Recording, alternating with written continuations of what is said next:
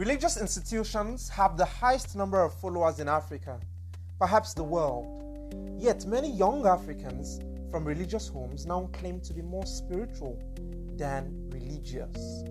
Hello and welcome to SMA Talks the Podcast. My name is Ayodeji Saraki.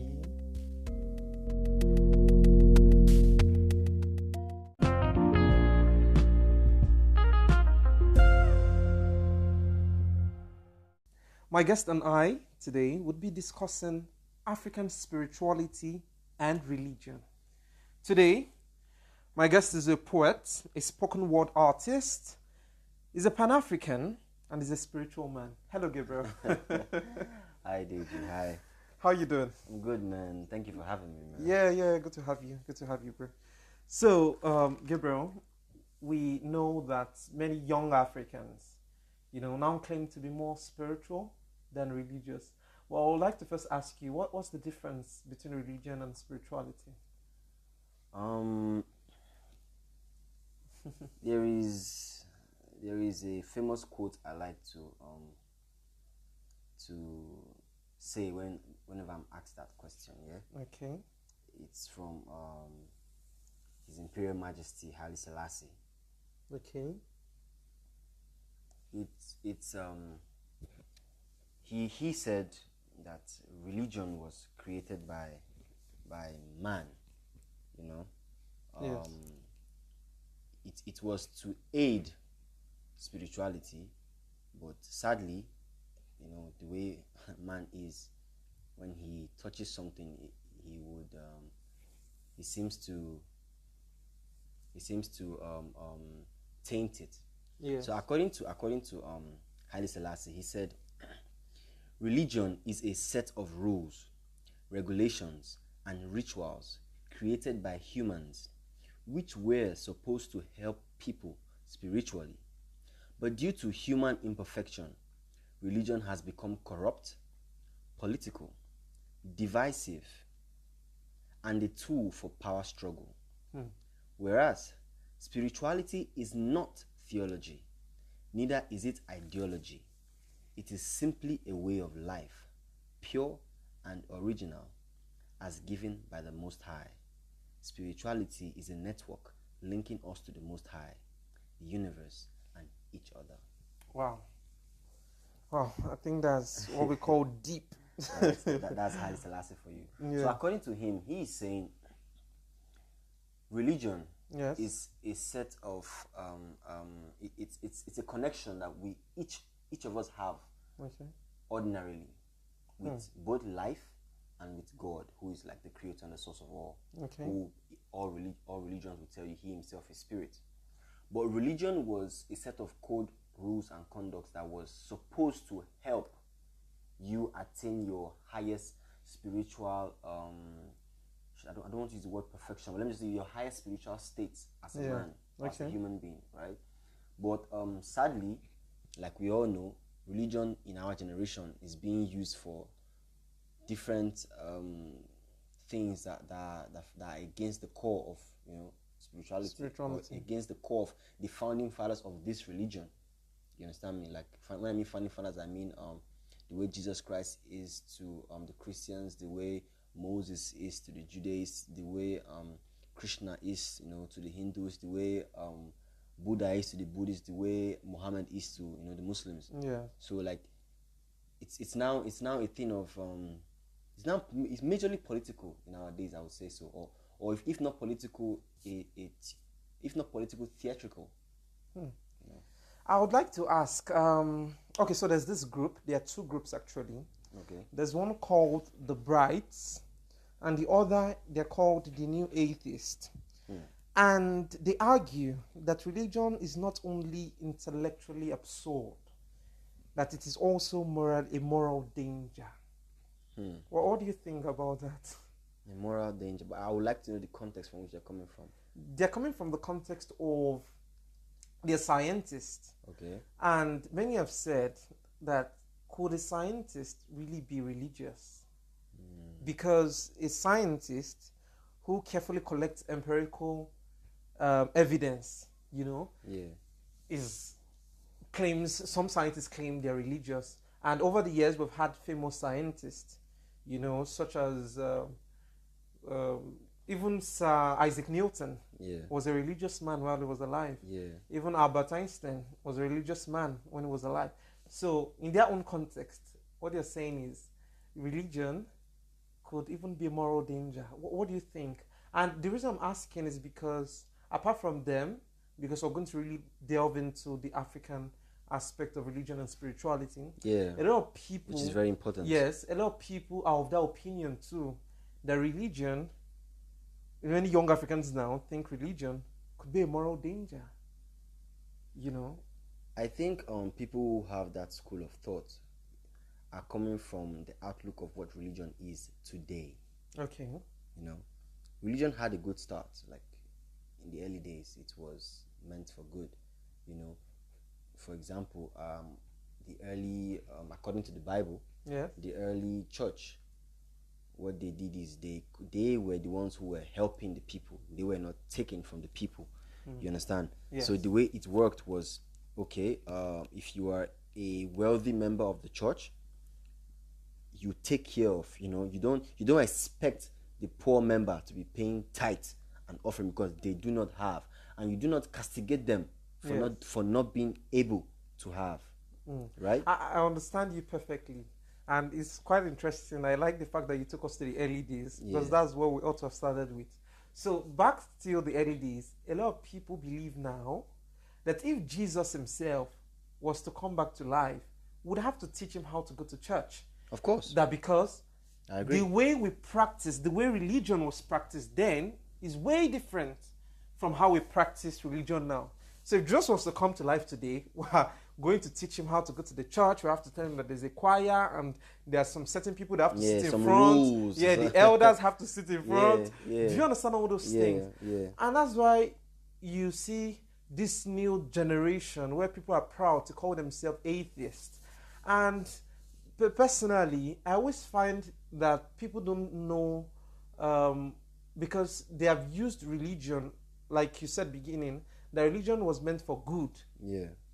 So I think we have blurred it over the years with what religion has become. What do you think? Well, there is a popular saying that says religion is the opium of the masses, right?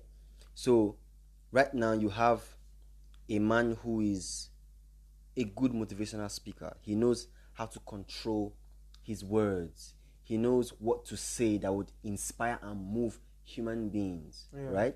So he gathers a group of people and he uses his words to that effect. And then he says, with a little bit of theatrics, he's able to convince them that he does miracles. And then he says, bring in this amount, bring in that amount. Like as if God needs your money. God doesn't need your money. Do you understand? Sure. Bring this, bring that, and you will be blessed. So you have a situation whereby somebody who is earning less than $2 a day is told to bring $10 every week. I don't even. That's when they're saying morally. When you ask me that question of moral danger, yes, that is true. You understand? There are situations whereby and this has this ripple effect, right? So now you have a generation that doesn't see these religious institutions as a holy ground anymore. They see them as a commercial ground. Yes, commercial ground. So I heard this story once from an usher in a big church. I won't mention the name here for obvious reasons, right? So the she was telling me that not once, not twice have they caught people. You understand? People who just, so they know that, okay, these ushers now, they have uniforms. So maybe if it's green shirt on, or maybe a black trouser. So they would come in like that, right? To the main camp. You understand me? So they blend in. They come in with their own nylon bags, man. Wow. They go around taking offerings and they move. Wow. Do you understand me?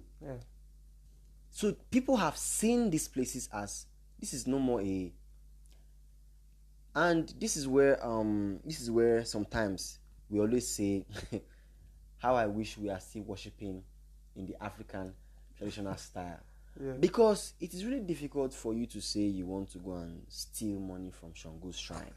You know, I don't know if you get my point. Or from Ifa. You get me? Yes. Because And that's why many have said that, for example, in Nigeria here, there's some groups are calling for us to start using our own traditional ways of religion to swear in court, or politicians to swear, rather than using the Bible and the Quran to swear, because they'll be more scared, and that there'll be action quickly. You know, people always say the conventional religion, that's the Islam, Christianity, etc., that the God is slow to respond. So if you use the Bible to swear that, people swear, let God punish me, let this happen, and nothing eventually happens to them, or it will take time, even if something eventually. But when you use Ifa to swear, so a corrupt politician, when he uses Shango or Ya or all those things to swear, you're going to be more scared and all. But I would like us to go to the spiritual aspect. I would like to define spirituality as, personally, what I think the definition is. I have been closer, being in connection with that supreme being, or something greater than oneself. Spirituality, while religion, to me, is more practiced by, like a community. It has certain rules and regulation practiced by a group of people.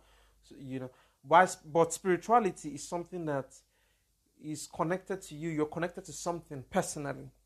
Now, having said that, before the advent of religion, what I mean religion, the Western religion, or Islam, for example, Africans had their ways of practice, and a lot of people now refer to those practices, as traditional. And I would like to differ by saying that traditionally, everyone has their own. Anything that is unique to a particular region is what is traditional. So if you think it's traditional with us, just for example, let me just use a wedding, for example. So you say your own traditional wedding here in Africa is that the husband goes to meet the parents of the wife, you celebrate, you do all of that. Now, the white wedding, for example, is not our own traditional way of doing things in Africa. The white wedding is an European tradition. So to an African, that is a traditional wedding they do in Europe. So our own religion, that a lot of people have referred to as traditional, that's the African religion. What do you think about it? Okay, so I would like to start from this, right? Yes. The word traditional, it's in no way negative or derogatory. Of course. It's just descriptive. True. The Christian religion is the Hebrew traditional religion. I don't know if you get my point, right? As well as Judaism. It belongs to them. It's emanated from them. It is their own traditional way of worshiping the supreme being. The Asians have theirs, Buddhism, right? That is their own tradition. I think where we Africans lost it is when we gave out our right to tell our own narrative to the West. I agree absolutely. We have lost the pen that should be used to write our own narrative. And so because we are not writing these things down, we believe anything the white man tells of us. For example, it's a popular saying, they said Mungo Park found somebody showed Mungo Park that place. Of course. You understand me? So when they say Mungo Park, absolutely. Discovered, like who discovered for who? Discovered to them. To them. The same way Christopher Columbus discovered America, to them. They were natives there. Yes. In fact, it is proven that Africans even discovered that land before Christopher Columbus, because the native Indians, their ancestors are Olmecs. Olmecs are, according to sculptures, are black-faced and flat-nosed, full lips like Africans. Yes. But we don't have the sense of narrative. So now we have given up. The history will always say that it is Christopher Columbus that discovered. You understand me? So now back to the question you asked, right? Yeah. The African religion is in no way beneath the Western religion, right? Yeah. Because if you notice, in each, let's take Nigeria for example, right? The Igbos have their own, unique to their tribe. The Yorubas have theirs, and so did the Hausas before the advent of Islam. Yeah. And you will notice that in each of these cultures, they had a word for the creator, the divine source, the one who the Hebrew will call Yahweh, right? I know the Yorubas call him Eledumare, right? The Igbos call him Chuku. The Hausas call him Ubangiji. But now, each of it, like the Ifa worship, the Shango worship, all of that, Yes. if you go and meet these people, they will tell you that they recognize that supreme being. I don't know if you understand me. Yes. Despite the whole talking about Shango, Ifa, talking about Amadioha, each of these people who practice all these so-called traditional African religions would also tell you that yes, they recognize that there is a supreme being that is the source of all, right? And this particular way they have chosen is the one that connects them, that they have found as a path to connect them personally to this creator. Because the African people already had the word for God anyway. So we have our own unique word. Yeah. But I would like to take you to the aspect of traditional healers. Because now when people are sick in Africa or many places around the world, we go to the hospitals. You know, people don't, especially in Africa, use traditional healers anymore. You know, we talk about it like it's something to be ashamed of. Yeah. You know, we whisper, we hush to talk about using traditional healers. Whereas before the hospitals came, before we had any of the Western influence, we embraced traditional healers. True. People were proud to be traditional. We respected them in our society, in the African society. True. So, but before that, I would like to play you I'd like to play this, not just for you, but for our listeners. Yeah. So, about this is a recording when, what's her name? Tuletse Gwangwa was asked about traditional healers, and the presenter was asking about the dark side. Here's what she had to say. But that wasn't always so, and it became a dark space because missionaries came in and they had to conquer a people, and they had to conquer their mind, their spirituality. They had to eliminate their belief systems and take them wholly. And so they took one space and looked at their traditional ways and told them that they are barbaric and that they are behind and that they are blasphemous and satanic. But there was a time when there weren't Western doctors that had scientific research to support their ways, where communities relied on traditional healers, when there was no other option on how you healed a person and how you heal them spiritually, emotionally, physically, in every other way. So why does it then at some point become an issue? When did we then take one opinions over some? Again, anthropologists come and interpret our ways, in a particular way. Yeah. So what do you think about what Tuletse Gwangwa said? I totally agree with Kituletse. I totally agree with her. Yeah. She touched on many important points, that one of which just even got me thinking now.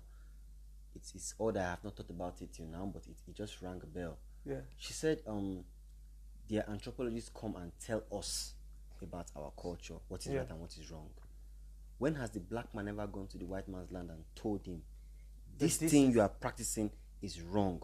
Exactly. Rather, follow our own way. I don't think we've ever done that. I think we've always been on the receiving end. Yeah, I've not thought of that. Amazing. Or read of that, or seen that. Amazing. Anyway, but that is why I would like to digress a little bit, because that's what made me start SMA Talks. Wow. It was important that we tell our African stories. Yeah, it was important that we tell our own side of the story, a balanced story, our own narrative, because there are a lot of Africans, young Africans, older Africans, doing great things around the world. Yeah. And we don't get to talk about it. We always focus on the negatives. So that's part of the reason that made me start SMA Talks, because I wanted to tell other side. I wanted to deconstruct whatever conventional narratives people had and to engage with young people like yourself. Brilliant. Thank you. To share such stories. It's an amazing initiative, man. So back to what I was saying. So still based in Africa, I'd like to bring it back home to Nigeria now, because Nigeria is home, at least for you and I. Yeah. So our motherland. Exactly. So there's this famous singer, Folarin Falana, aka Fowls the Bad Guy. Yeah. You know him. Many of you know him listening to me. So Fowls said some time ago that he stopped going to church. And the reason why he stopped going to church is because he's not religious, that he's spiritual. And I remember a lot of people came after him, a lot of blogs, people insulting him. Oh, you come from a religious home. Why would you tell people? Why are you trying to confuse young people? Why are you trying to talk down on churches? And he said, no, I'm not trying to talk down on churches. I'm just telling you that I am not religious. I'm a spiritual person. And we've seen that in the space of artists. It almost seems like a lot of artists now say that as a form of trend or a popular maybe saying, like to have clout and stuff. And we don't even get to know who is saying the truth or who is actually spiritual or what they even mean by spiritual. Yeah. So, and I know you're a spoken word artist. Yeah. And you're a poet. Yeah. Are you also more spiritual than religious? I think presently I am. Okay. I wasn't before. Okay. Because when you are being raised in a religious home, you are religious. Because the truth is, many people who are being raised religiously have not had that spiritual encounter with this source that we call God. Okay. Right. So So do our you listeners, go to church? To our listeners, right? I would just, before I continue, Okay. I would like to make a clarification. Okay. Whenever I mention the name God, Yeah. please do not assume I'm talking about one white man in the sky sitting down with two legs and two hands on one seat. You understand? On one throne. You understand me? I'm talking about a force that is beyond human beings' comprehension, basically. So yes, I do agree that I agree with Fowles. Okay.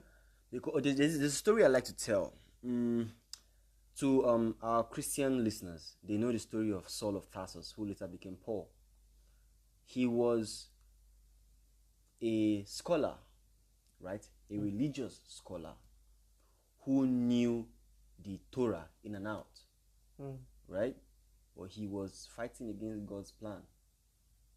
Meanwhile, in his own personal belief as a human being, he believed he was doing the right thing. He was doing the religious thing. So if he was doing the religious thing, he definitely had to be doing the right thing. By God? By God. That's what he thought. That's what he thought. How naive.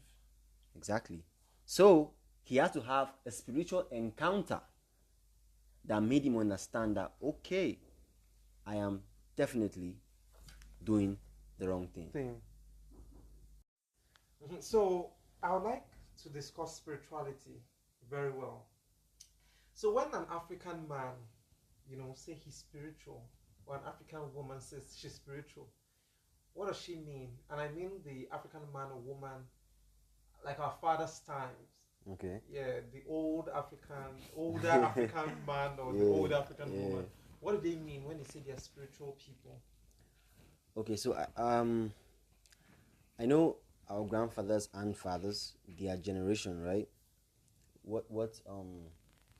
When they say they are spiritual, most times what they mean is they do not go to church or they do not go to mosque. Rather, they worship the gods of their ancestors. What people call idol worshipping? Sometimes idol worshipping. Yeah. Okay. And some of them just have this, like they pray to their ancestors. Like they don't pray to a particular god. They believe like the ancestors died and they are now occupying the space of heaven, and when they pray to their ancestors answer them. And they have their own rituals, most of them, to perform the blood spill and all of those. Blood spill.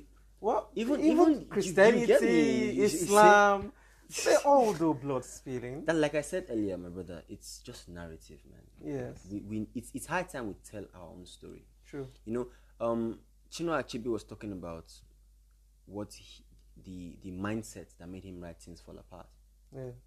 And he said this. He said he assumed himself as a white man, right? And when a white man is in a boat, right, just about to touch down on the African soil, he would see a bunch of people, wearing leaves and, looking so weird that he would give them this name, savages. Can you imagine? Right? Yeah. And what the white man has been able to make us do, right, is think like the white man. So we see those people as savages. When in actual fact, we are those people that they are calling savages. But we are not savages. We just have different culture and different traditions from these people. Yeah, absolutely. So that's why he wrote that book from the point of view of the supposed savages, to show you that they were not savages. They had their own organizational structure, their own societal structure that they adhered to. Okay, so from the contemporary African man or African woman, what do they mean when they say they're spiritual? So that is where people like Fowles would fall into. I feel what Fowles meant when he said that was, he doesn't need to go to your church, or if he was a Muslim, your mosque, to get in touch with God, because God is omnipresent. I can be in my house and pray to God and God will answer me. Yes. You understand me? Because I like to tell people these things, right? Jesus Christ is the pioneer of the Christian religion, right? But he wasn't a Christian. He was a Judaist. That's the traditional religion of the Jewish people, Judaism. Yeah. As laid down by Moses, right? Yeah. And they had their own when Moses was leading this particular supposed religion, because it wasn't a religion initially. Yeah. There was no synagogue. The synagogue is like their own church. There was no synagogue. But in the days of Jesus Christ, there was a synagogue. It had trickled down from the level of spirituality to the religious plane, right? So Jesus would enter synagogue and try and tell them that, what you guys are doing, man, this is not what God requires. This is crap. And they would chase him out. There was a time they even wanted to kill him, but he found a way to meander and just, disappear and move ahead. You understand me? So he himself was not going to the synagogue. Rather, he was going to the streets. He said he was doing good. He was healing people. He was doing things that, because the priests in the synagogue were not healing. They did not have that power to heal. Yeah. But he had gotten to a level in his spiritual ascent that he could heal.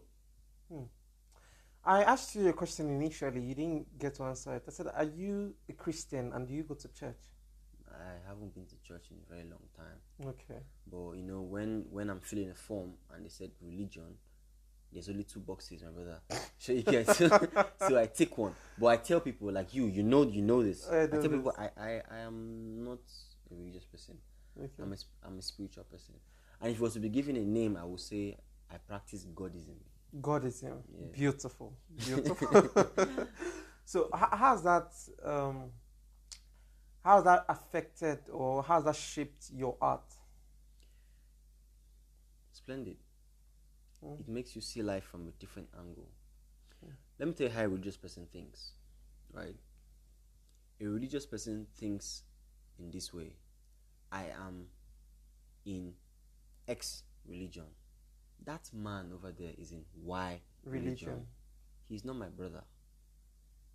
If push comes to shove, I would not help him. I would not seek to save his life. I would not seek to give or lend a helping hand, because it's like war. You are you and I am me. We are not on the same turf. But a spiritual person, I tell people this, man, like, bro, I have prayed in the mosque. I have prayed in churches. And this makes me see that everybody is just one. Everybody is serving the same God, but they don't just know it. So you see a Christian say, no, Muslim, no, they worship Allah. And I'm like, what is Allah? Please explain to me. He said, I don't know. I say, nah, they are God. Wow. So you are ignorant. Okay, let me help you. Allah means God. God. This is like saying, so those Yoruba people are worshiping an idol. They say they're saying Eledumare is an idol. It's just language barrier. True. We are all worshiping the same God, basically. True. The two books, I've read the two books, and they are saying the same thing. Like, there is no difference. In fact, the Quran has some part of Jesus' life written in the Quran that's not even in the Bible. I said something during the course of my introduction. Yeah. I said religious institutions have the highest number of followers in Africa, or perhaps the world. Yeah. Now, it's not ironical or disturbing that we have so many religious people around the world, not only in Africa. I mean, there are a lot of religious people in Israel, in Saudi Arabia, in even the America and the United Kingdom. But still, we have issues of,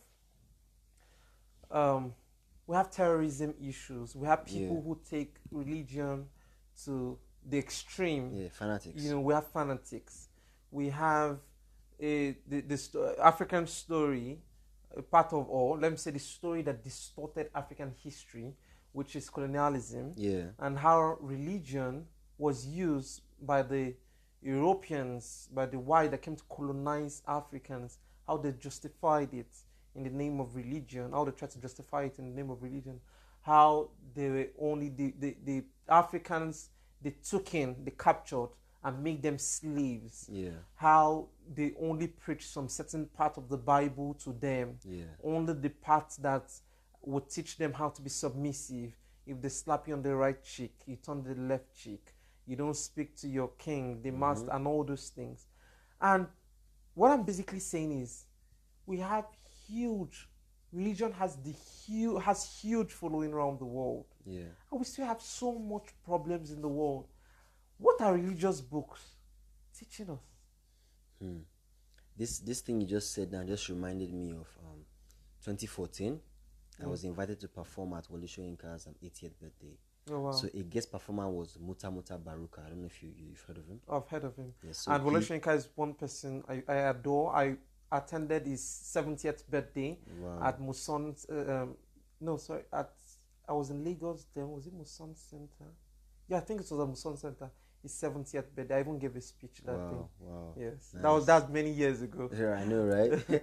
So, like Muta Baruka said something. He said he came to Nigeria and he realized it has a similarity with Jamaica, which is on every street you have like 10 churches, but crime level is high, drug addiction is high, corruption, like all the societal vices high. Of course. So which proves the point that Africans are not seeking religion because they are really looking for God. Two things. One, they are seeking religion because for you to belong, like it's a societal it's like, who are you in society? You cannot, like, how do you go? Imagine we are in a gathering and everybody's like, I'm a Christian, I'm a Muslim. Then you go and say, I don't belong to any of those. They look at you like an outcast. So people want to blend, like it's an abomination. Yeah, they want to blend and fit in. That's one. Two, people they're searching for hope. The poor man has nowhere else to go to, so he goes to a peddler of hope. He has to believe in something. You understand me? So you see this guy who wears the suits that's peddling hope to a bunch of poor people in a crowd, and that's why they are there, believing that as long as Sister Ngozi that he showed on the stage got her own, I'll get my own. Let's keep praying. And fasting. And not working. Forgetting that even the Bible says faith without works is dead. And let me buttress. Heaven helps those who help themselves. That's what's doing the black race. We pray to God to deliver us, but we are not doing anything. So I tell people this. I said, in the Bible, right, the Israelites had been because pardon me that I'm making so much references to the Bible, my brother. When I discuss religious issues with religious people, I like to because that's what they understand. So I like to bring out scenarios from there to explain to them. I think that's a good teacher. You know, That's been a good teacher. I know, right? So the Israelites had been in bondage in Egypt for more than the allotted time that God had said they would be there. And they were praying, oh God, oh God, oh God. But they were still there. But then there was this young man named Moses, who he wasn't even affected by it because he was raised in palace, privileged, right? But one day he learned the truth that he was actually a Jew and not an Egyptian. And he wanted to go and see like what his people are facing. And then one day he saw like the way one Egyptian tax master was beating mercilessly one Jew, like beating him like an animal, just whipping him everywhere. And this guy took it upon himself to make action, and he killed that guy. Right? Killed him, and he had to even run from Egypt because that's a capital offense. Yeah. But God looked and said, this guy, he's not just a talker, he's a doer. He might not be able to do it the right way because he doesn't know the right way, but I can show him because he's a doer. We in Africa, my brother, what we are a bunch of talkers who just talk, and hope that God will just miraculously land on the ground. God created plants, right? Yes. But even God knows that He has to still send rain to water the plants for them to grow. He must work. But there are a lot of. I don't want to delve into that because there are a lot of angles we can look at it from. True, that's why we're here, isn't it? Time would not permit us. Forgive me. True. Well, Africans are not just a bunch of talkers. There are lots of Africans. No, I meant majority. Sorry, of the religious. Pardon me, majority. Exactly, because I don't want people to get that out of context. Pardon me, majority. We have majority. So because we have people like Nelson Mandela, exactly, Julius Nyerere, who actually did do, and most of the development that's happened around the world is as a result of Africa. About the roles great African men and women have played in the world. That's how better the world is. But that's a different story. Let's discuss African religion and spirituality today. So a lot of people also believe that we have been solely unfair and unjust with religion, that we have blamed religion for so many downfalls that we have had. Oh, the terrorism, oh this, oh that. We constantly, religion is easy to target. Things are going wrong in a society, so we can easily point at, it's those people, the religious people, that are the cause of it. We blame our pastors for collecting tithes. We blame our imams for the way they look. We make jests of them. We blame the Jews. We just blame religious people. Are religious people really the problem that we have in the world? I would say to a large extent, yes. And I'll give you an example. Okay. The just concluded NSAS protests that happened some few weeks back. In Nigeria? Yeah, in Nigeria. There were some people they call pro-SARS in Abuja that went attacking the protesters. And one was caught, right? And they were asking him, like, why? Like, because this fight is not just for us, for everybody. Everyone, yes. Why are you doing this? And he said two things, right? First of all, he was paid to do it. 500 naira to come and kill people. Secondly, that's poverty now, right? Yes. Economical. Yes. Then he now went into the mind, right? He said they had told them, right, that the NSAS protesters were Christians, Southern Christians, who were using this as an avenue to topple government from Buhari, who is a Muslim and not a. So you see, like, they've been able to now. If you are brainwashed, that's the disadvantage of religion. It clogs your mind. Of course. You understand? Like I said in the beginning, religion had a good start, good intentions, right? It's supposed to show you the path to God. Like, this is it, follow it, right? But now you now have human beings who are, we are human beings. I don't know if you understand me. When, for example, right, you do not know about the contents of a particular book, but you look up to me, right? Yeah. That because I am this person in society and I know about this book, definitely I cannot lie. So whatever I say goes. Only to find out when you read the book that everything I've been saying are lies. That I'm just using, your ignorance to brainwash you and make you manipulate you to doing what I want you to do. That's the How sad. The disadvantage of religion. How sad. Yeah. So we've completely run out of time, but before we go, I'd like you to tell us what we should, as a spoken word artist, as a spiritual man, as a poet, and you're multi-talented. One of the few brilliant people, or one of the few brilliant people I'm privileged to know. So what should we look out for? What should we look out for from you? Next year. Okay. This year was more of a pandemic. Yeah, I like that. I'll use that. A pandemic, yeah. Just making plans and just absorbing basically. Okay. So next year it's to just churn out content. So from video. We'll look out for that. And I know beautiful content, great things. Most definitely. You guys should follow him. What's your Instagram handle? Fans of Arc. Fans of Arc. Yeah, ARCH. Yes, he has great poems, great write-ups. And you'll be performing on Friday? Yes, this Friday. Yes, Freedom Hall. I'll be performing this Friday, what 7 date p.m. Is that? 7 p.m. December 4th, December Friday. 4th, Just Friday. in like 2 days' time, I think. Okay. So yeah, it's gonna be vibes, man. Live band, poetry, jazz music. Just come on and wine. It's been a tough time indoors.